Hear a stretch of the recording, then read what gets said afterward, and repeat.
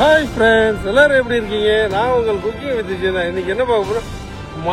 மணக்க நல்லா கமன்னு சூப்பரா டேஸ்டா அருமையா தான் செய்ய போறோம். அது என்னன்னா அயல மீன் பிரியாணி. அதை எப்படி செய்யறதுன்னு ரொம்ப சிம்பிளா அழகா டேஸ்டா வடி பிரியாணி தான் செய்ய போறோம். அதை எப்படி செய்யறது இந்த வீடியோல பார்க்கலாம். வாங்க ஃப்ரெண்ட்ஸ் எல்லாரும்.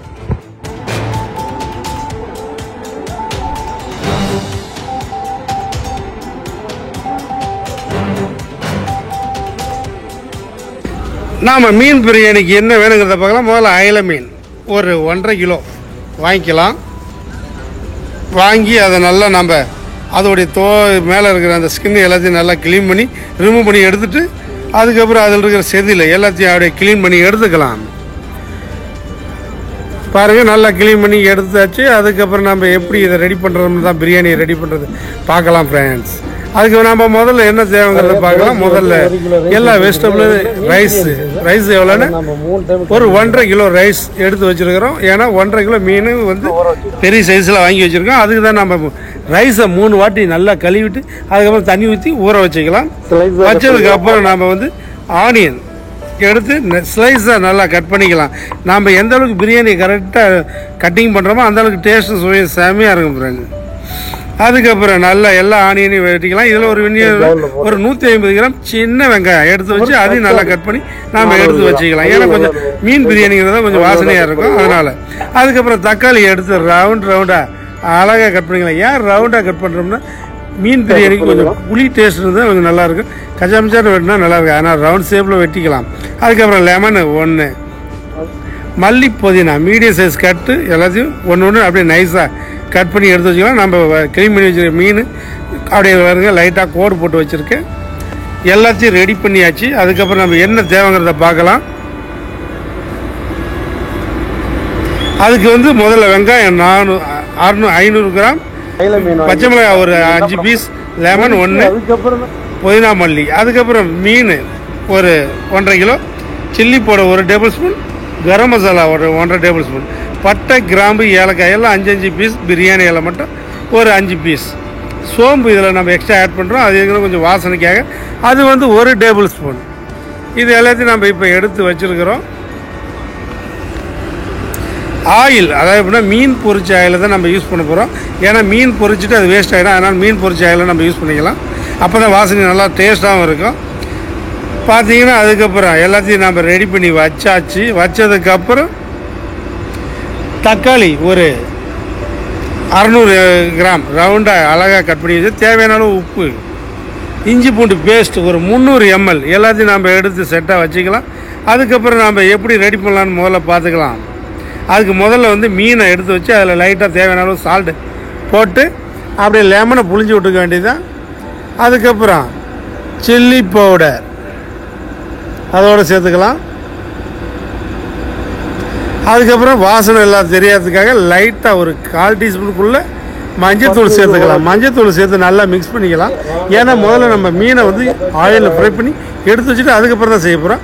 அதனால் ஸ்டவ்வை பற்ற வச்சு வானலில் வச்சு அதில் ஆயில் வந்து ஒரு 300 ml ஊற்றிக்கலாம். ஏன்னா அப்போ தான் பிரியாணிக்கு யூஸ் பண்ணிக்கலாம். அதனால் வந்து வச்சுக்கலாம். அதுக்கப்புறம் நம்ம வடி பிரியாணி தான் செய்கிறோம். அதுக்காக சுடு தண்ணி சூடு பண்ணி வச்சுருக்கோம்.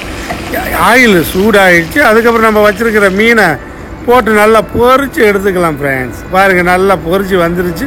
அதுக்கப்புறம் நாம் வந்து தண்ணி கொதிச்சிருச்சு. அதுக்கப்புறம் ரைஸை போட்டுக்க வேண்டியதான். அதுக்கு தேவையான அளவு உப்பு சேர்த்து ஒரு 80% வேக வச்சுக்கலாம்.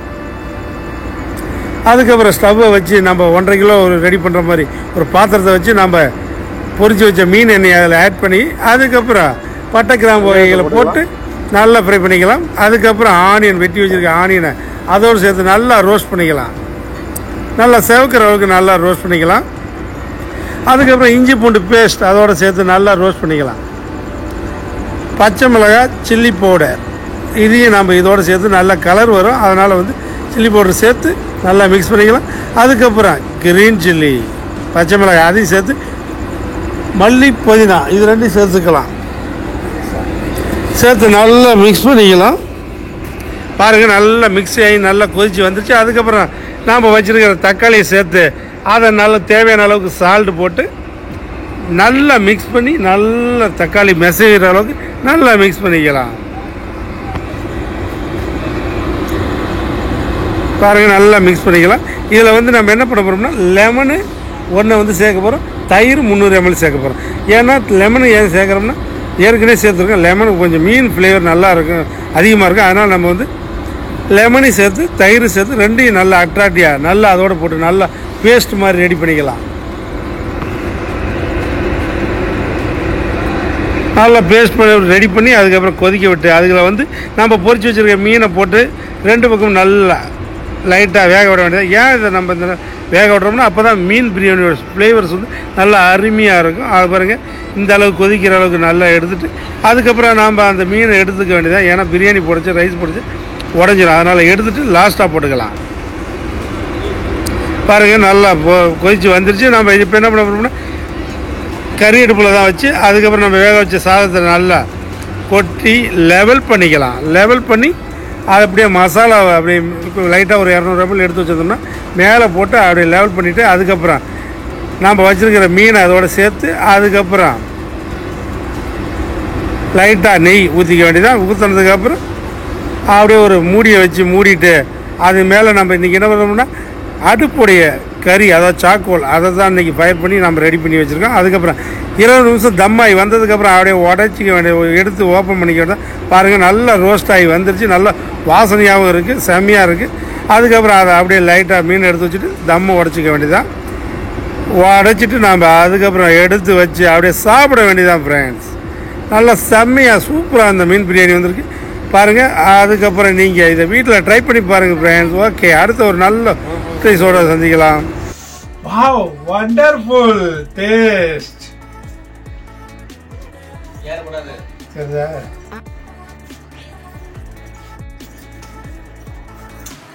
மீன் பிரியாணி ரொம்ப டேஸ்டாக இருக்குது ஃப்ரெண்ட்ஸ்.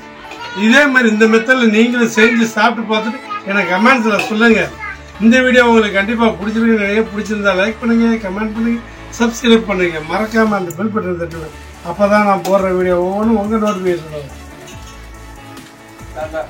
நல்ல டேஸ்ட்டாக இருக்குது ஃப்ரெண்ட்ஸ். முதல் டைம் ஃபிஷ் பிரியாணி இதோட ஒரு 4-5 டைம் தான் செஞ்சுருக்கோம். இந்த டைம் செம்மையாக வந்துருக்கு.